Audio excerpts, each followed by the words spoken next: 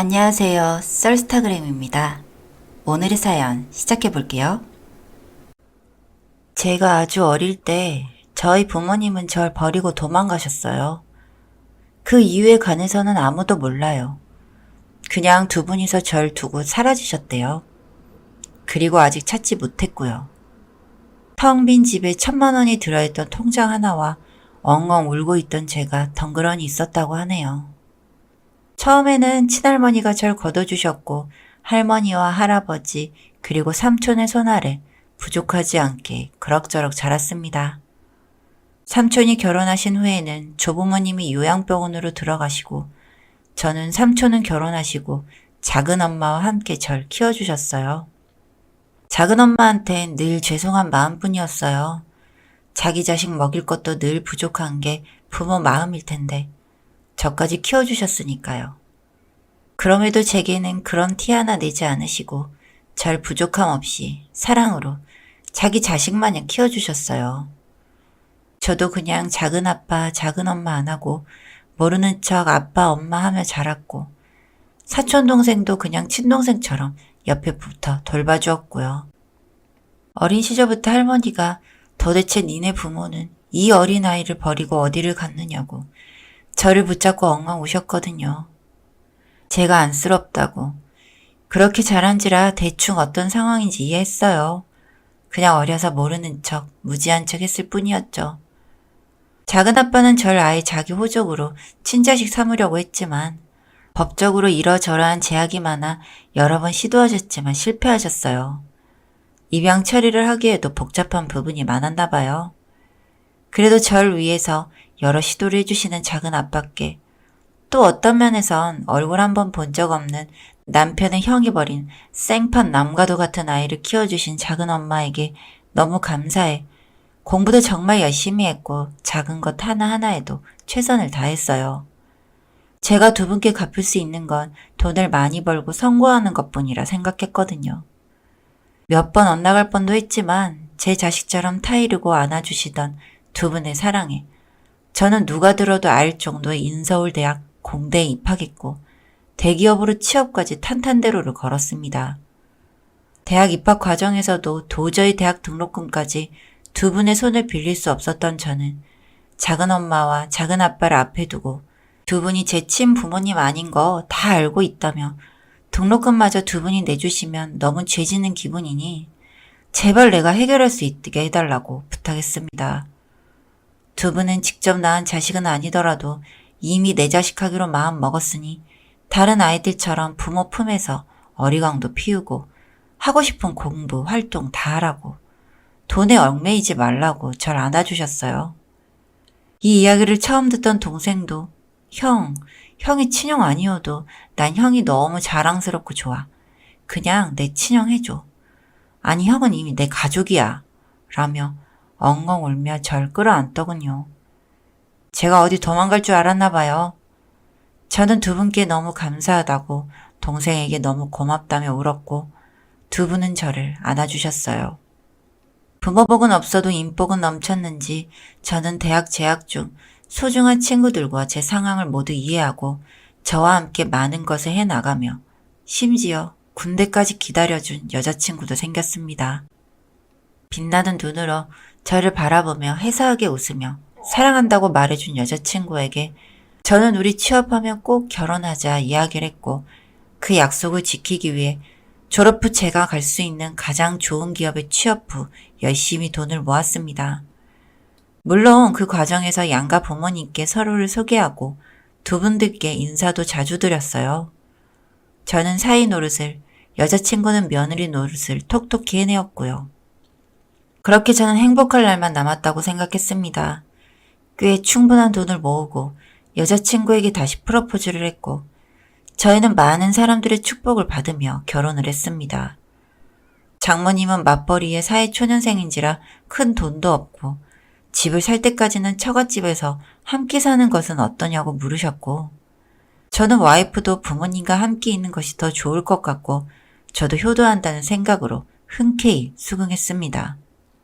달에 일정 금액을 생활비로 드리고 처부모님과 함께 살기로 결정되었고 단란한 가정 속에서 행복한 날들을 기대한 제 희망은 산산조각 났습니다. 우선 아내는 제가 생각했던 사람이 아니었어요. 저는 밝고 외부 활동을 즐기며 세상을 긍정적으로 바라보는 사람일 거라 생각했고, 짧지 않게 만나온 시간 동안 그녀는 실제로 그런 사람이었어요. 하지만 결혼 후 집안에서 아내는 밥도 먹지 않고 침대에 누워 하루 종일 아무것도 하지 않았습니다. 2리터 생수통을 침대 곁에 두고 화장실을 가는 것을 제외하곤 정말 손 하나 까딱하지 않더군요. 대화를 시도해도 나중에 조금 있다 등 가진 이유로 미뤘습니다. 그러나 밖에서 일을 하거나 활동을 할 일이 생기면 제가 알던 아내로 돌아왔고요. 한날은 아내를 붙잡고 정말 왜 그러냐고, 도대체 왜 집안에서 나랑 대화조차 해주지 않는 거냐고 물었습니다. 아내는 집안에서 휴식을 취하고 싶다고 대답했어요. 세상의 그 어떤 복잡한 일에서도 빠져 그냥 좀 쉬고 싶다네요. 쉬고 싶다는 말에 무슨 대답을 할 수 있을까요? 저는 맥이 풀려 그냥 포기했습니다. 문제는 하나뿐이 아니었어요. 장인어른과 장모님은 결혼 초반에는 은근한 눈치로 절 무시하더니 제가 별 대응을 하지 않고 웃어 넘기자 어느 순간부터 대놓고 절 무시하시기 시작하셨어요. 주말에는 야 하고 저를 부르시곤 여러 집안일을 시키셨죠. 집안일은 충분히 제가 할 수 있는 부분이지만 야라는 호칭은 정말 적응이 가지 않더라고요. 제가 친부모님이 안 계신다는 걸 꼬투리 잡아 흠 있는 사위라 주변 사람들에게 이야기하고 제 앞에서 험담을 하기도 했습니다. 장모님은 주말에 약속이라도 있으시면 제게 운전을 시키고 본인 친구들에게 저를 앉혀둔 후 제 험담을 했어요. 대기업 다니는 사위가 들어온다기에 드디어 하나뿐인 딸년이 지 일을 좀 하나 싶었더니 뻐꾸기 자식을 주워왔다고, 같이 살기 급떨어진다고 하더군요. 초반에는 무슨 그런 소리를 하시느냐고 목소리를 높였지만 제 삐암을 후려치시며 부모 없는 새끼 주워왔더니 기어오른다며 사람들이 다 보는 앞에서 제게 쌍욕과 폭언, 폭행을 이어가시더군요. 집으로 돌아가서 그 일을 아내에게 이야기하니 엄마 성격이 그렇다고 참으라는 말뿐이었고, 장인어른은 어디서 장모의 말에 딴지를 거느냐고 오히려 더 윽박질렀어요. 정말 미운오리 새끼라도 된 듯 했습니다. 고부 갈등이니 하면서 시어머니와 며느리 이야기는 세상에 많은데 처부모님께 매일 당하고 사는 사위 이야기는 없더군요. 친구들, 가족들에게 이야기할 수도 없었어요. 결국엔 제 가족 파먹는 일이었으니까요. 그래서 참고 또 숨겼고 버텼습니다. 돈을 모아 이 집을 나가 아내와 둘이 살게 되면 괜찮을 거라고 생각했어요. 그리고 그런 믿음이 산산조각 나고 모든 관계를 포기한 사건이 생겼습니다. 제 의지가 담기기도 했고 담기지 않기도 했죠. 결혼 생활 내내 신혼 이야기를 꺼내지 않고 그저 가족의 안부만 묻고 전화를 끊었던 제가 걱정된 작은 아빠와 작은 엄마는 처부모님께 미리 이야기를 드리고 처갓집으로 오셨어요. 아들처럼 키운 자식이라 이렇게 걱정이 많고 갑작스레 찾아와 죄송하다며 두 손에 주렁주렁 선물을 사오신 두 분을 보고 울컥했지만 참았습니다. 저는 적어도 작은 아빠와 작은 엄마가 오셨을 때는 장모님도 아내도 장인어른도 저와 잘 지내는 척이라고 할 줄 알았어요. 제 부모님과 같은 분이셨으니까요. 하지만 변한 것은 없었습니다. 아내는 두 분이 들어오셔도 인사조차 하지 않고 방 안에 박혀 침대 위에 누워 있었고, 장모님은 제게 삿대질을 하며 야, 물 좀 가져와봐 하고 이야기를 하셨어요.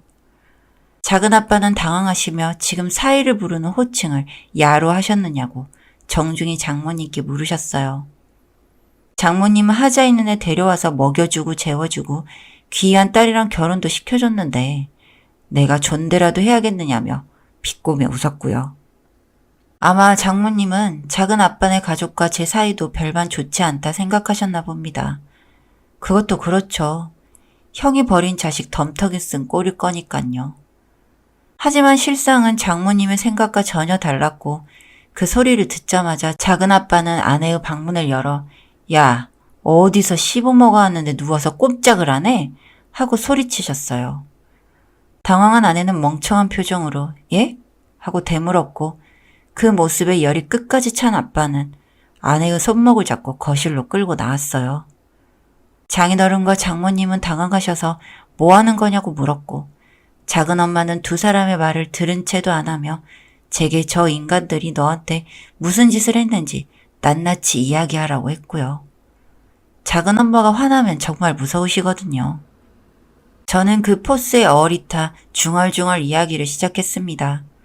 뺨을 맞을 일도 사람들 앞에서 절 하대하는 것도 사람 취급하지 않고 밥도 같은 식탁에서 먹지 않는 것 등등 전부요. 이렇게 한 번에 이야기를 하니 아주 노예나 하인이 따로 없더군요. 작은 아빠는 그 소리를 전부 다 듣고 아내의 뺨을 세게 친 뒤 저딴 되먹지 못한 부모 밑에서 자란 년이 그 수준이겠지. 너 같은 건 내 며느리 안 하니까 당장 이혼해라. 급 안 맞아서 사돈 맺기 쪽팔리네. 하고 이야기를 하신 뒤 절 데리고 집으로 돌아가셨어요. 돌아가는 차 안에서 저는 어린애처럼 작은 엄마 품에서 엉엉 울었고요. 이 일이 그렇게 진행되고 나니 저는 오히려 차분해져 두 분이 절 하대했고 아내가 저와 전혀 소통을 하지 않고 장서 갈등 등을 이유로 이혼 소송을 진행하기로 했습니다. 아내와는 친구들이 거의 겹치고 활동하는 부분들도 거의 겹쳐 저희의 일이 빠르게 소문이 났어요. 그 아내는 본인이 고부 갈등으로 시어머니에게 뺨을 맞았다느니 하는 식으로 소문을 내더군요. 주변 사람들에게는 밝히지 않고 조용히 넘어가려고 했는데 오히려 본인이 피해자 마냥 뻔뻔하게 거짓말을 이야기하고 다니길래 직접 한 명 한 명 찾아가 진실을 말했어요. 아니 이제는 전 아내겠네요. 그 사람들은 대부분 모임에서 이중인격자, 가식 쩌는 년 등 그런 소리를 들으며 쫓겨났고요. 저는 다시 작은 아빠네 집으로 돌아와 다니던 회사를 다니며 전처럼 살고 있습니다. 사람에게는 숨겨진 이면이 있을 수 있다는 사실을 절실히 깨닫고 겉으로 보이는 모습에 많은 정을 주지 말아야겠다는 교훈을 절절히 얻었어요. 큰 일을 액땜 삼아 앞으로는 작은 아빠와 작은 엄마께 효도하고 보란듯이 행복하게 살아갈 겁니다. 여기까지 썰스타그램이었습니다. 구독과 좋아요 부탁드릴게요.